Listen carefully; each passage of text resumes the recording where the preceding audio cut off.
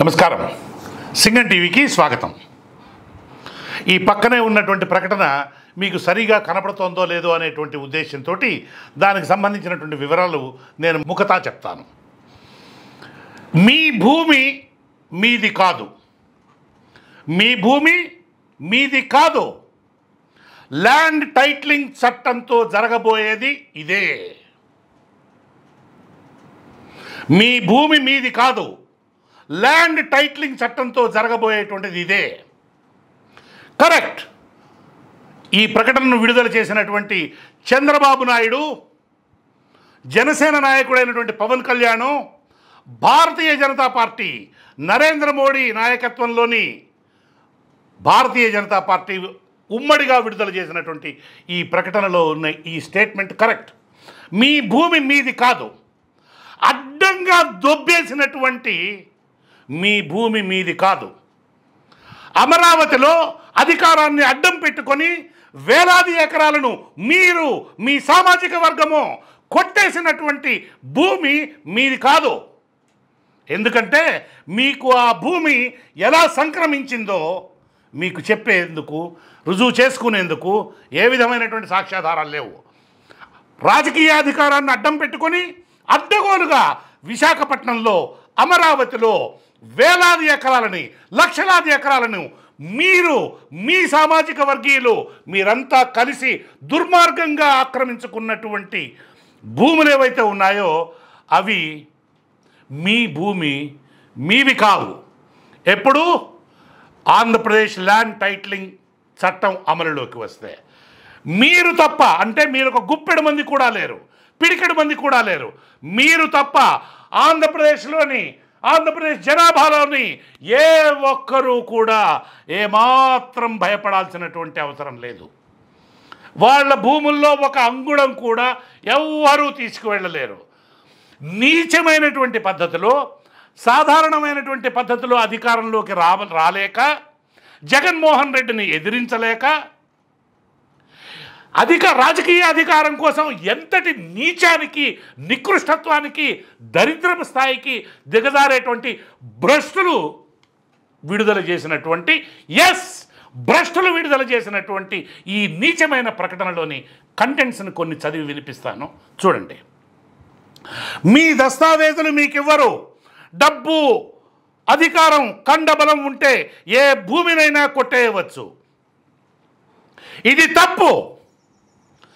దస్తావేజుల అవసరమే లేనటువంటి పరిస్థితి కొత్త చట్టం వచ్చిన తర్వాత వస్తుంది. ఎలాగో చెప్తాను. మీరు ఒక వాహనం కొనుక్కున్నారు, ఒక మోటార్ సైకిలో లేదా కారో మరొకటో ఒక వాహనం కొనుక్కున్నారు.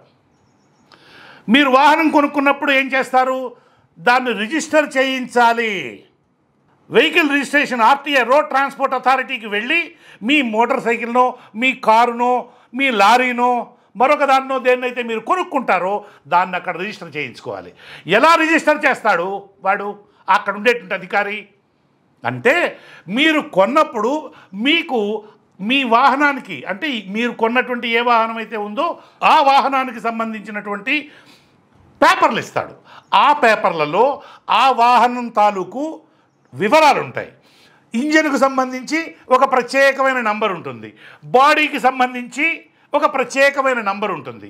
ఇట్లా ఈ నంబర్ల సహాయంతో ఆ వాహనం యొక్క ఇంజన్ నంబరు, దాని చాసిస్ నంబరు, దాని బాడీ నంబరు, ఈ వివరాలన్నీ కూడా ఉంటాయి ఆ పత్రాలలో.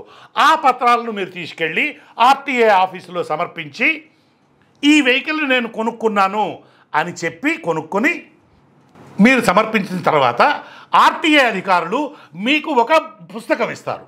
ఈ మధ్యకాలంలో అయితే స్మార్ట్ కార్డులు ఇస్తూ ఉన్నారు. లోగడ అయితే ఇంతంత పెద్ద పుస్తకాలు ఇచ్చేవాళ్ళు. ఆ పుస్తకం ఓపెన్ చేస్తే ఇంత పొడుగున కాగితం బయటకు వచ్చేది. దీనిని ఆర్సీ అంటారు. ఆర్సీ అంటే ఏమిటి? రిజిస్ట్రేషన్ సర్టిఫికేట్ అంటారు. ఇది కార్లు, మోటార్ సైకిళ్ళకే కాదండి, మన ట్రాక్టర్లకు కూడా వర్తిస్తుంది. ఈ ఆర్సీ అనేటువంటిది ఏం తెలియజేస్తుంది? ఈ వెహికల్ అంటే ఈ ట్రాక్టరు లేదా కారు లేదా మోటార్ సైకిలు లేదా లారీ, ఈ వాహనము ఎవరిది, దీని యజమాని ఎవరు అనేటువంటి విషయం తెలియజేస్తుంది. అది గనక సరిగా లేకపోతే పోలీసు వాళ్ళు దాన్ని పట్టుకొని దాన్ని స్వాధీనం చేసుకొని కోర్టులో కేసు పెట్టేటువంటి అవకాశం ఉంటుంది. అంటే ఆర్సీ ఉంటుంది. దీంతోపాటు మీరు ఆర్టీసీకి రిజిస్ట్రేషన్ కోసం అప్లై చేసేటప్పుడు, దరఖాస్తు చేసుకునేటప్పుడు ఈ వాహనాన్ని ఇన్సూరెన్స్ చేయించాలి అని కూడా చెప్తారు. ఇన్సూరెన్స్ చేయించడం అంటే ఏం జరుగుతుంది? ఇన్సూరెన్సు మీ కారు పోయి ఎవరికైనా గుద్దింది అనుకోండి, వాళ్ళకి ప్రాణ నష్టం జరిగింది, వాడు చచ్చిపోయినాడు అనుకోండి, లేదా వాడి కాలో చెయ్యో ఇరిగింది అనుకోండి, లేదా మీ కాలో చెయ్యో ఇరిగింది అనుకోండి, అప్పుడు బీమా కంపెనీ సపోజ్ ఆ కారు ప్రమాదంలో ఎవరైనా చచ్చిపోయినారనుకోండి వాళ్ళకి నష్టపరిహారం ఇస్తుంది. లేదు వాడు కాలో చెయ్యో ఇరిగిందనుకోండి అయినా నష్టపరిహారం కొంత ఇస్తుంది. అలాగే లేదు మీరు శాల్తీనే లేచిపోయిందనుకోండి మీ కుటుంబ సభ్యులకు నష్టపరిహారం ఇస్తుంది. లేదు మీ కాలో చెయ్యో ఇరిగిందనుకోండి ఆ ప్రమాదంలో మీకు డబ్బులు ఇస్తుంది. ఎప్పుడు మీరు ఆ వాహనాన్ని ఇన్సూర్ చేయించినప్పుడు, అంటే బీమా చేయించినప్పుడు.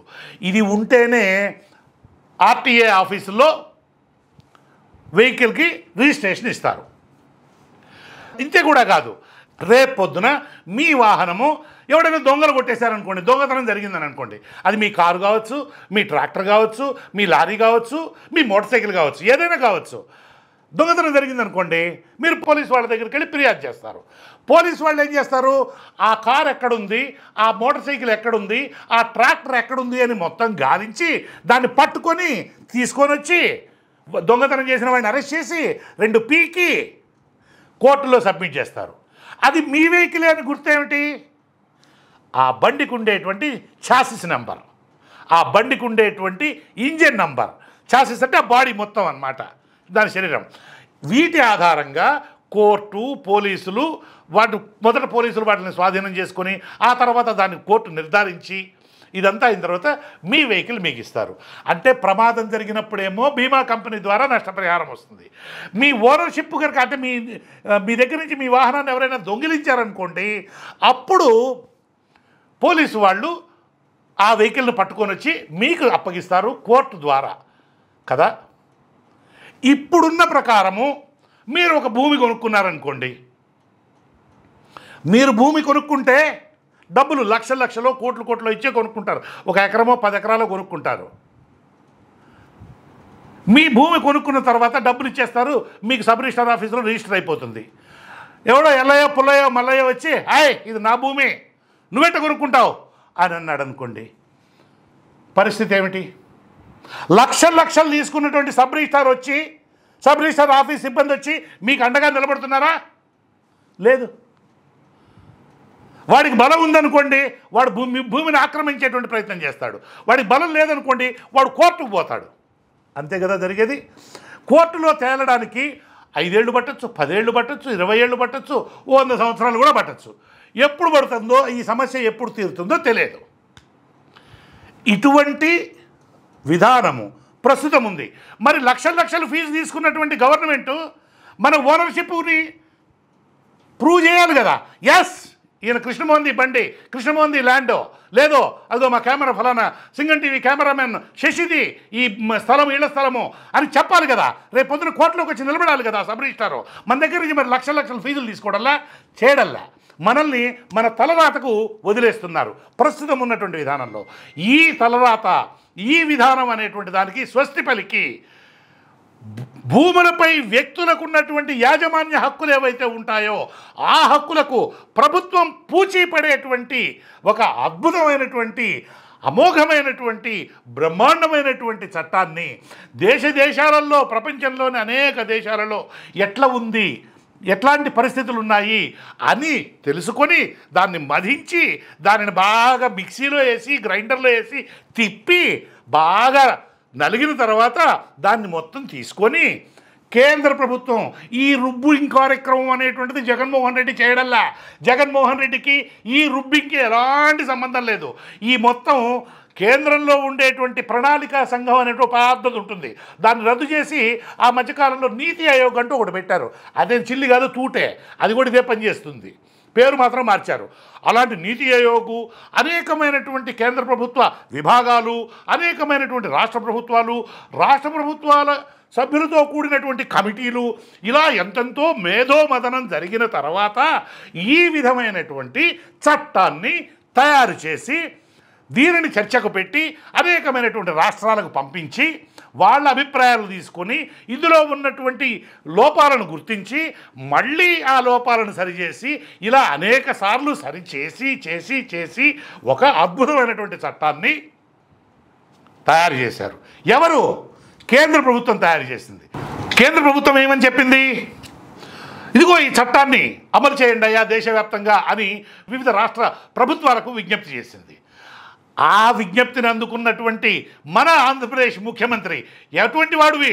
ఈ ముఖ్యమంత్రి ప్రగతిశీల దృక్పథం కలిగినటువంటి వాడు, అంటే ప్రోగ్రెసివ్ థింకింగ్ ఉన్నటువంటి వాడు, ప్రోయాక్టివ్గా రియాక్ట్ అయ్యేటువంటి వాడు మన జగన్మోహన్ రెడ్డి తీసుకొని ఆ చట్టంలో ఇంకా ఏమైనా లోపాలుంటాయా గీపాలుంటాయా అని చూసి బాగా చర్చ చేసి ఏ విధమైనటువంటి లోపాలు ఇప్పటికైతే లేవు, భవిష్యత్తులో వస్తే చూసుకుందాం అనేటువంటి ఉద్దేశంతో ఆ చట్టాన్ని పంపించి ఎక్కడికి? రాష్ట్రపతి ఆమోదానికి పంపించి ఆమోదింపజేసుకొని గత ఏడాది అక్టోబర్ 31వ తేదీ నుంచి ఈ చట్టాన్ని అమలు చేసేటువంటి బాధ్యతను తీసుకున్నాడు. ఈ చట్టాన్ని అమలు చేసేటువంటి బాధ్యత తీసుకున్న తర్వాత మొట్టమొదటిగా ఏం చేయాలి అంటే భూములన్నింటినీ సర్వే చేయాలి. అంటే ఆంధ్రప్రదేశ్ వ్యాప్తంగా ఉన్నటువంటి భూమి మొత్తాన్ని కూడా, అంటే అది వ్యవసాయ భూమి కావచ్చు, లేదా వక్ఫ్ భూమి కావచ్చు, దేవాదాయ ధర్మాదాయ శాఖకు సంబంధించిన భూమి కావచ్చు, అడవి భూములు కావచ్చు, తోటలు కావచ్చు, తోపులు కావచ్చు, బంజరు భూములు కావచ్చు, ఇంకా ఎటువంటివైనా సరే రకరకాలైనటువంటి ఇళ్ల స్థలాలు కావచ్చు, ఏవైనా సరే మొత్తం ఆంధ్రప్రదేశ్ వ్యాప్తంగా ఉన్నటువంటి భూమిని మొత్తాన్ని కూడా సర్వే చేయించాలి. ఇలా సర్వే చేయించడం అనేటువంటిది 100 సంవత్సరాల కిందట బ్రిటిష్ వాళ్ళ హయాంలో జరిగిందే తప్ప ఆ తర్వాత ఇంతవరకు జరగల. నిజానికి చట్టం ప్రకారం ప్రతి 40 ఏళ్లకు ఒకసారి ఈ విధంగా భూమిని సర్వే చేయించాలి.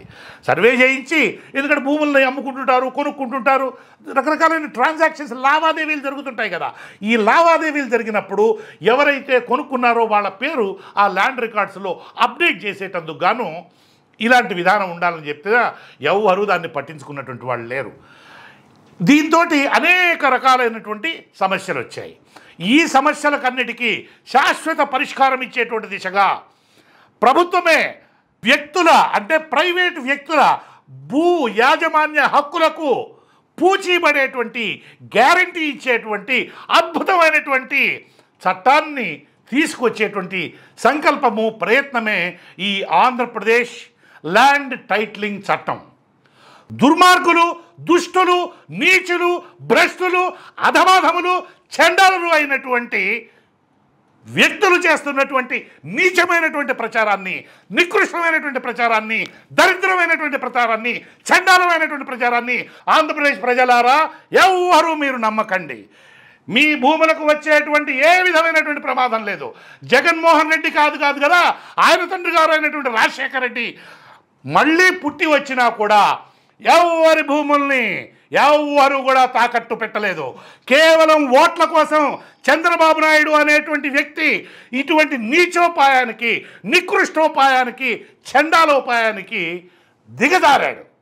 అంతే తప్ప ఈ ప్రకటనలో పేర్కొన్నట్లు జగన్మోహన్ రెడ్డి మీ భూములను తనఖా పెట్టలేడు. తనఖా పెట్టడమే జరిగితే పెట్టడానికి అసంభవం అది. ఎందుకంటే మనకు రాజ్యాంగం ఉన్నది, సుప్రీంకోర్టు ఉన్నది.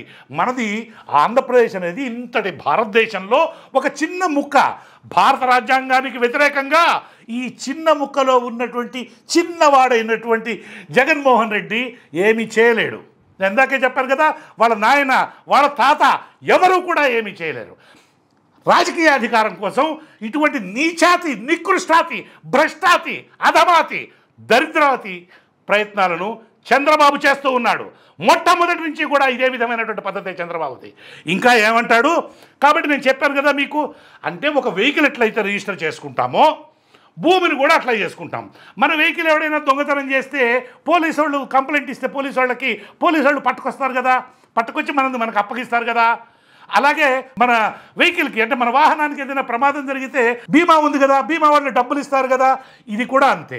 ల్యాండ్ కూడా అంటే వీడు, అంటే ఇదిగో సింగం టీవీలో కెమెరామెన్గా పనిచేసేటువంటి శశి అనేటువంటి వాడిది ఇదిగో ఈ 300 గజాలు అని ప్రభుత్వం ఇది చేస్తుంది.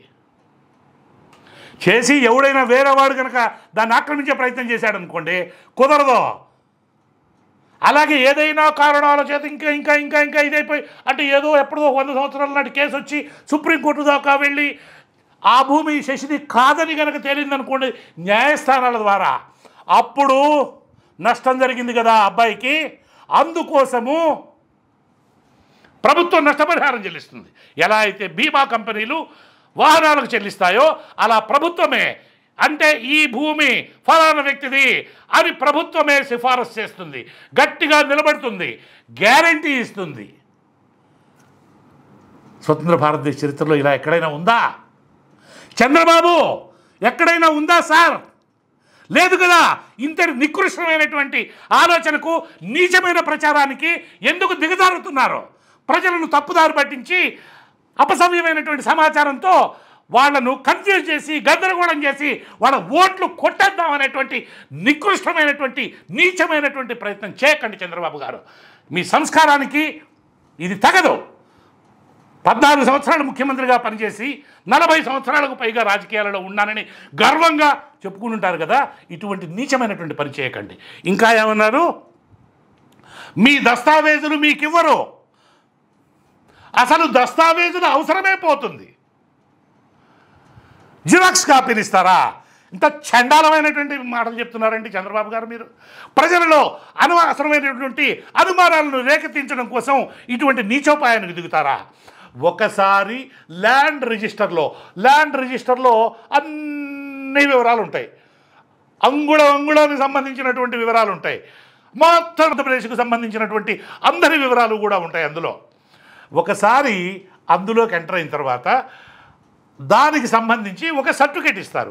ఎట్లా అయితే ఇందాక వాహనాల రిజిస్ట్రేషన్కి సంబంధించి ఆర్సీ రిజిస్ట్రేషన్ సర్టిఫికేట్ ఇస్తారు కదా, అలాగనే ల్యాండ్ టైటిలింగ్ సర్టిఫికేట్ అనేటువంటి దాన్ని ప్రతి వ్యక్తికి ఇస్తారు. ఇదిగో ఫలానా జిల్లాలో, ఫలానా మండలంలో, ఫలానా గాంధీనగర్లో, ఫలానా సర్వే నంబర్లో, ఫలానా చోట ఇన్ని డైమెన్షన్స్, ఇదిగో ఇంత పొడవు, ఇంత వెడల్పు, ఈ సరిహద్దులు కలిగి ఉన్నటువంటి భూమి మీద ఇదిగో మీకు అధికారం ఉంది, ఫలానా వ్యక్తికి అధికారం ఉంది అని ఒక గవర్నమెంట్ ఒక సర్టిఫికేట్ ఇస్తుంది. ఆ సర్టిఫికేట్స్ని పెట్టుకొని మీరు బ్యాంకుల్లో లోన్లు కూడా తీసుకోవచ్చు. ఇప్పుడు ఆ రకమైనటువంటి పరిస్థితి లేదు. బ్యాంకులు కూడా లోన్లు ఇవ్వడానికి వెనక ముందాడతాయి, భయపడతాయి. అందువల్ల ఒకసారి సర్టిఫికేట్ పద్ధతి అనేటువంటిది వచ్చిన తర్వాత ఇంకా దస్తావేజులు అనేటువంటివి ఉండవు. అవి జగన్కి ఇవ్వాల్సిన అవసరం లేదు. జగన్ వాటన్నింటినీ తన జోబీలో పెట్టుకొని జిరాక్స్ కాపీలు ఇవ్వడం అనేటువంటి నీచమైనటువంటి, నికృష్టమైనటువంటి, దరిద్రమైనటువంటి, చండాలమైనటువంటి మాటలను నమ్మకండి. తెలుగు ప్రజలారా, ఈ నీచమైనటువంటి దుర్మార్గమైనటువంటి ప్రకటనలను, విష ప్రచారాన్ని నమ్మకండి. ఇకపోతే అధికారం, డబ్బు, కండబలం ఉంటే ఏ భూమినైనా కొట్టేయవచ్చు. అది ఇప్పుడుంది ఆ అవకాశం, అది జరుగుతున్నది. అమరావతిలో జరిగింది. మనోళ్ళంటే ఎవరో తెలుసు కదా, నా తెలుగు జాతి ప్రజలారా, మనోళ్ళంటే ఎవరో తెలుసు కదా.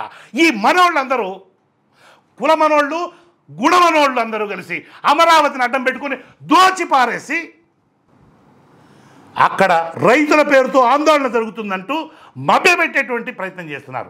వాళ్ళందరూ ఈ దోపిడీదారులు ఎవరైతే ఉన్నారో, ఈ దోపిడీదారుల యొక్క ఉద్యోగస్తులు, జీతగాళ్ళు అంటే జీతం తీసుకుని పనిచేసేటువంటి వాళ్ళు, అంతే తప్ప అందులో రైతులు ఎవరూ లేరు. అదేవిధంగా విశాఖపట్నంలో హుద్హుద్ తుఫాన్ వచ్చి ప్రజా జీవితం అల్లకల్లోలమైతే అదే అదనుగా లక్షలాది ఎకరాలని చంద్రబాబు అండ్ గ్యాంగ్ అనేటువంటిది దోచిపారేసింది. ఎలా దోచిపారేసిందా? తుఫాన్ అంటే ఏమవుతుందండి? పెనుగాలులు వీస్తాయి, అంతే కదా. నీటితో కూడినటువంటి పెనుగాలులు వీస్తాయి. అదే సునామీ కాదు కదా. నీళ్లు మన భవనాల్లోకి రావడానికి హుద్హుద్ తుఫాను అంటే పెద్ద ఎత్తున గాలులు వీస్తాయి. ఈ హుద్హుద్ తుఫాను గాలికి రెవెన్యూ ఆఫీసుల్లోని, అంటే ఎంఆర్ఓ ఆఫీసుల్లో ఉండేటువంటి, లోపల గదుల్లో ఉండేటువంటి, బీరువాలల్లో ఉండేటువంటి రికార్డుల్లో అది కొన్ని ఎంపిక చేసిన మండలాలలోని రెవెన్యూ ఆఫీసుల్లోని లోపల గదుల్లోని బీరువాలల్లో ఉండేటువంటి రికార్డుల్లో కొన్ని మాత్రమే మాయమైనాయట. తుఫాను కొట్టిపోయినాడని ఆ జిల్లా కలెక్టర్ చెప్పాడు. ఆ సర్వే నంబర్లకు సంబంధించినటువంటి రికార్డులన్నీ మాయమయ్యాయి. అవన్నీ మన తెలుగుదేశం పార్టీ నాయకుల భూదాహానికి బలైపోయినాయి. అంటే ఇంత నీచమైన, ఇంత నికృష్టమైన ఇప్పుడు ఆ కథలన్నీ బయటపడతాయి. అందుకే ఉత్సాహపడిపోతున్నాయి ఒక్కొక్కడికి. అమాయకులైనటువంటి ప్రజలను దీని మీదకి రెచ్చగొట్టి ఈ విధమైన దుష్ప్రచారం చేద్దామనేటువంటి నీచానికి దిగుతారారు. వీళ్ళు ఎక్కడెక్కడైతే భూములను ఆక్రమించారో, ఏ విధమైనటువంటి పద్ధతిలో అయితే ఆక్రమించాడో, కొనుక్కున్నోడికైతే ఉంటుంది. మన వెహికల్ కొనుక్కుంటే మన పేరు మీద రిజిస్ట్రేషన్ రావట్లే, అంతే కదా. కానీ ఇక్కడ అసలు ఎవడికి తెలియకుండా బినామీలు, ఎవడెవడి బినామీలు ఎవడెవడో, మీకు గొప్ప జ్ఞానం ఉన్నటువంటి వాళ్ళు నేను చెప్పాలా. కాబట్టి దాని గురించి అసలు ఫికర్ చేయకండి, భయపడకండి, బెదిరిపోకండి, ఈ తప్పుడు ప్రచారాన్ని నమ్మకండి. ఇకపోతే సరైన కాగితాలు ఇవ్వని యజమానుల్లో జైల్లో పెట్టచ్చు. కరెక్ట్. చంద్రబాబుని జైల్లో పెట్టడం జరుగుతుంది, లోకేష్ బాబుని జైల్లో పెట్టడం జరుగుతుంది. ఇలా తప్పుడు పద్ధతిలో ఎవరైతే అసైన్డ్ భూములను దళితులకు, సన్నకారు, బక్క, చిన్న రైతులకు ఇచ్చినటువంటి ప్రభుత్వం ఉచితంగా ఇచ్చినటువంటి భూములను మోసంతో, కపటంతో స్వాధీనం చేసుకున్నారు కదా ఈ నారాసురులు, ఈ భూబకాసురులు, వీళ్లకు జైలు తప్పదు, ఖచ్చితంగా జైలు ఉంటుంది. ఒకసారి పోయించారు కదా స్కిల్ కుంభకోణంలో. మీ వారసుల్ని అధికారులే నిర్ణయిస్తారు. ఎవడు చెప్పాడండి ఈ తొక్కలో? దానికి నిజం కాదది. అలాగే తాతల నాటి భూములైనా నేతల దయ ఉండాల్సిందే. ఏమాత్రం అవసరం లేదు, ఏమాత్రం అవసరం లేదు. హాయిగా మీకు తాతల నుంచి సంక్రమించినటువంటి భూమి అనుకోండి, అది ఉదాహరణకు వాళ్ళు చెప్పినట్లుగా మీకు మీ పేరు మీదనే అది రిజిస్టర్ అయిపోతుంది, రిజిస్టర్లోకి మీ పేరు మీదనే ఎంటర్ అయిపోతుంది. అదేవిధంగా జగన్ మీ స్థలాన్ని బ్యాంకుల్లో తనఖా పెట్టుకోవచ్చు. ఇటువంటి నీచమైనటువంటి, నికృష్టమైనటువంటి నరేంద్ర మోడీ గారు, మీరు తెలుగు ట్రాన్స్లేషన్ తెప్పించుకోండి. ఇటువంటి నీచమైనటువంటి ప్రకటనలో మీకు కూడా సంబంధం ఉంది. మీరు మీకున్నటువంటి సంబంధాన్ని తప్పించుకోలేరు. ఎందుకంటే కేవలం 2 రోజుల్లో ఉంది. ఇదే కనుక ఇటువంటి నీచమైనటువంటి తెలుగుదేశం పార్టీతోటి చేతులు కలిపినటువంటి భారతీయ జనతా పార్టీకి కూడా శిక్ష విధించవలసిందిగా నేను నా తెలుగు ప్రజానీకానికి చేతులు కైమోడ్చి మరి విజ్ఞప్తి చేస్తున్నాను. ఎందుకంటే ఇటువంటి క్రిమినల్స్ తోటి చేతులు కలిపినప్పుడు పోలీసులు వాళ్ళకు కూడా సరైనటువంటి శిక్ష వేస్తారు. మీ ఆస్తి మీది కాదు అని ల్యాండ్ టైటిలింగ్ ఆఫీసర్ చెప్తే మీరేమీ చేయలేరు, ఇది తప్పు. అలాగే న్యాయం కోసం స్థానిక కోర్టులకు వెళ్ళలేరు, అలా ఆఫీసర్లకు చెప్పేటువంటి అవకాశం ఉండదు. 1. 2, మీరు న్యాయం కోసం స్థానిక కోర్టులకు వెళ్ళలేరు. 14 సంవత్సరాలు చీఫ్ మినిస్టర్గా పనిచేసిన చంద్రబాబు గారు, మీకు ఆ మాత్రం ఇంగిత జ్ఞానం లేదా? ప్రత్యేకమైన చట్టాలు చేసినప్పుడు ఆ చట్టాల కింద ట్రిబ్యునల్స్ అని ప్రత్యేక న్యాయ వ్యవస్థలను ఏర్పాటు చేస్తారు, అంటే కోర్టులను ఏర్పాటు చేస్తారు. ఉదాహరణకు మేము జర్నలిస్టులకు సంబంధించి ఒక ప్రత్యేకమైనటువంటి చట్టం చేశారు. లేబర్ కోర్ట్స్ అనేటువంటివి పెట్టారు. వాటిలోనే లేబర్ ట్రిబ్యునల్స్ అనేటువంటివి ఉంటాయి. మేము మామూలు కోర్టులకు పోవడానికి వీల్లేదు. ఇంకా మా కోసం, మా జర్నలిస్టుల కోసం ప్రత్యేకంగా కోర్టులు, ట్రిబ్యునల్స్ పెడితే ప్రభుత్వము కోర్టు వేరే కోర్టులకు పనిలేదు, వేరే కోర్టులకు పనిలేదు అని పనికి మాలిన వాదన చేస్తాడు ఈ చంద్రబాబు. దీనికోసం ప్రత్యేకంగా ట్రిబ్యునల్స్ని ఏర్పాటు చేస్తారు ఈ చట్టం కింద. అంటే వివాదాలు ఏవైనా కనుక ట్రిబ్యునల్ అంటే ఇది కోర్టే. దీనికోసం ఇప్పుడు మామూలు కోర్టులో పోతే 100,000 సంవత్సరాల పాటు జరుగుతాయి అవన్నీ కేసులు కూడా. ఇవన్నీ మొత్తం భారతదేశంలో 5 కోట్లకు పైగా కేసులు పెండింగ్లో ఉన్నాయి, సుప్రీంకోర్టు నుంచి కింది కోర్టు దాకా. ఎప్పటికి తేలాలి ఇవన్నీ? కాబట్టి వాటితో సంబంధం లేకుండా ఇటువంటి వివాదాలను పరిష్కరించేందుకు ప్రత్యేకమైనటువంటి కోర్టులను పెడతారు, ట్రిబ్యునల్స్ను పెడతారు. వాటి పేరు ట్రిబ్యునల్ అంటారు వాటిల్ని. ఇది ఒక ప్రత్యేకమైనటువంటి చట్టం. అలాగే కోఆపరేటివ్కి సంబంధించిన సొసైటీస్కి కోఆపరేటివ్ యాక్ట్కి సంబంధించి కోఆపరేటివ్ ట్రిబ్యునల్స్ అని అంటారు. అంటే ఎక్కడెక్కడైతే మిగతా మెయిన్ స్ట్రీమ్తో కాకుండా ప్రత్యేకమైనటువంటి వివాదాల పరిష్కారానికి ప్రత్యేకమైన చట్టం కింద జర్నలిస్టులకు సంబంధించి ఒక చట్టం ఉంటుంది, కోఆపరేటివ్కి సంబంధించి సొసైటీకి సంబంధించి ఒక చట్టం ఉంటుంది. ఆ చట్టం కింద ప్రత్యేకమైన న్యాయస్థానాలను ఏర్పాటు చేస్తే ఆ న్యాయస్థానాల్లో ఇతర కేసులు ఉండవు కాబట్టి త్వరగా ఈ వివాదాలు పరిష్కారం అవుతాయి. ఇటువంటి దాన్ని పట్టుకొని నీచమైనటువంటి అబద్ధాలు ప్రచారం చేస్తారా? ఎన్నికల తేదీకి ముందుకు ఇది ఒక బ్రహ్మాస్త్రం అనుకుంటున్నారా? ఈ బ్రహ్మాస్త్రమే మీకు వ్యతిరేకంగా పనిచేయబోతుంది, కూటమి సభ్యులందరికీ కూడా పనిచేయబోతుంది. ఇప్పుడు చెప్తున్నాము, ఆంధ్రప్రదేశ్ ప్రజలారా, జగన్మోహన్ రెడ్డికి 175కి 175 స్థానాలు ఇవ్వండి, 25 పార్లమెంట్ స్థానాలకి 25 పార్లమెంట్ స్థానాలు ఇవ్వండి. అప్పుడు కానీ వీరికి సరైనటువంటి బుద్ధి చెప్పినటువంటి వారు అవుతారు. ఇంకా భూ సంబంధిత ఫిర్యాదులు 2020 ఏప్రిల్ నుంచి 2023 మే వరకు 1,34,000, భూ ఆక్రమణల ఫిర్యాదులు 31,000, రికార్డుల్లో తప్పుల మీద 39,000, వైఎస్ఆర్ కడప జిల్లాలో భూ ఆక్రమణల ఫిర్యాదులే 1,892, ఫిర్యాదు చేయనివ్వకుండా బెదిరించిన అధికారులు ఫిర్యాదులు తీసుకునే దాఖలాలు మరెన్నో వేలల్లో. అసలు యాక్ట్ అమలులోకి వచ్చింది పోయిన ఏడాది అక్టోబర్ 31వ తేదీ. 2020 నుంచి 2023 మే దాకా, అక్టోబర్ 2023 అప్పుడండి యాక్ట్ అమలులోకి వచ్చింది. అమలులోకి వచ్చినా ఇవేంలే, అమలులోకి వచ్చినా కూడా రాష్ట్రంలో ఉన్నటువంటి, అంటే ఆంధ్రప్రదేశ్లో ఉన్నటువంటి 17,000 గ్రామాలలో 15,000 మంది సర్వేయర్లను నియమించి ఇప్పటికీ 6,000 గ్రామాలలో భూముల సర్వే లేదా రీసర్వే అనేటువంటిది పూర్తి చేశారు. మిగిలినటువంటి 11,000 గ్రామాలలో భూమిని సర్వే చేయడానికి మరొక 1.5 years, అంటే 1.5 సంవత్సరమో లేదా 2 సంవత్సరాలు టైం పడుతుంది. మొత్తం ఈ వివరాలన్నీ సేకరించిన తర్వాత ప్రజలకు తమ ల్యాండ్ వివరాలని ఈ రిజిస్టర్లో ఎంటర్ చేసుకునేందుకు ఒక 1 year, 2 years, 1 సంవత్సరమో 2 ఏళ్ళలో సమయం ఇస్తారు. ఇదంతా ఒక సత్సంకల్పంతో, సద్భావనతోటి, సదుద్దేశంతో చేస్తున్నటువంటి మహాయజ్ఞం.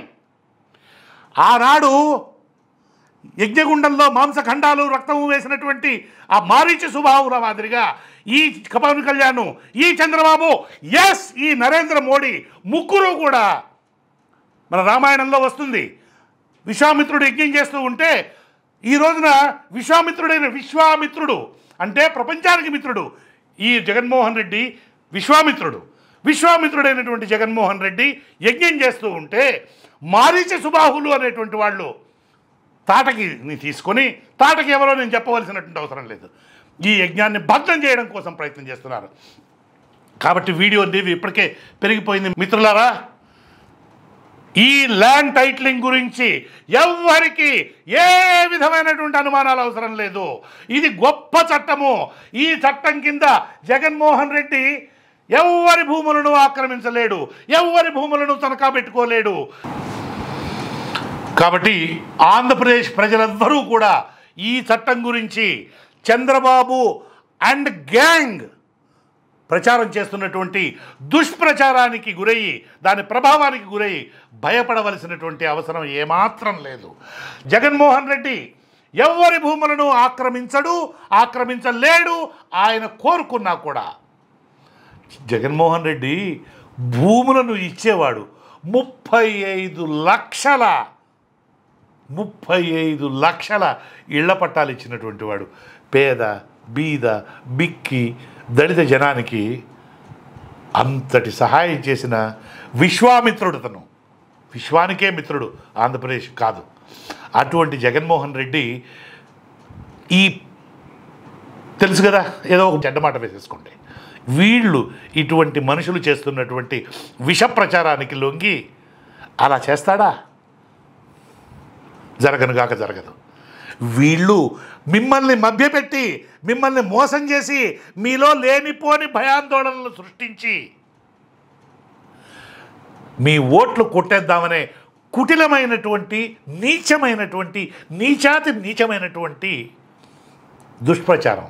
ఈ దుష్ప్రచారాన్ని ఎవ్వరూ కూడా పట్టించుకోవాల్సినటువంటి అవసరం లేదు. కాబట్టి ఆంధ్రప్రదేశ్ ప్రజలందరూ నిర్భయంగా హాయిగా ఇటువంటి వాళ్ళకు బుద్ధి చెప్పేటువంటి విధంగా 175కు 175 శాసనసభ స్థానాలు, 25కు 25 పార్లమెంట్ స్థానాలు ఇస్తే కానీ ఇటువంటి దుష్టశక్తులను సమాజం నుంచి మనం దూరంగా పెట్టలేము. వీడియో నిడివి చాలా పెరిగిందనేటువంటి విషయం నాకు తెలుసు. కానీ అనేక రోజులుగా ఈ విధమైనటువంటి విష ప్రచారం చేస్తూ ఉంటే ఇప్పటికే మేము చాలా వేసాం దీని మీద. అయినా సరే ఏం ప్రకటన చేశాడు, ల్యాండ్ టైటింగ్ ఈయన కనుక అధికారంలోకి వస్తే, ఎవరు చంద్రబాబు కనుక అధికారంలోకి వస్తే ల్యాండ్ టైటింగ్ యాక్ట్ను 24 గంటల్లో రద్దు చేసేస్తాడట. ఎందుకు రద్దు చేస్తాడండి? భారతదేశం మొత్తం అమలు చేస్తే అమలు చేయవలసినటువంటి అనివార్యమైనటువంటి పరిస్థితి అవుతుంది. నేను చేస్తే శృంగారం, మీరు చేస్తే వ్యభిచారం అయితే చాలా కష్టం, చాలా చాలా కష్టం. ఈ వీడియోని నమస్కారం.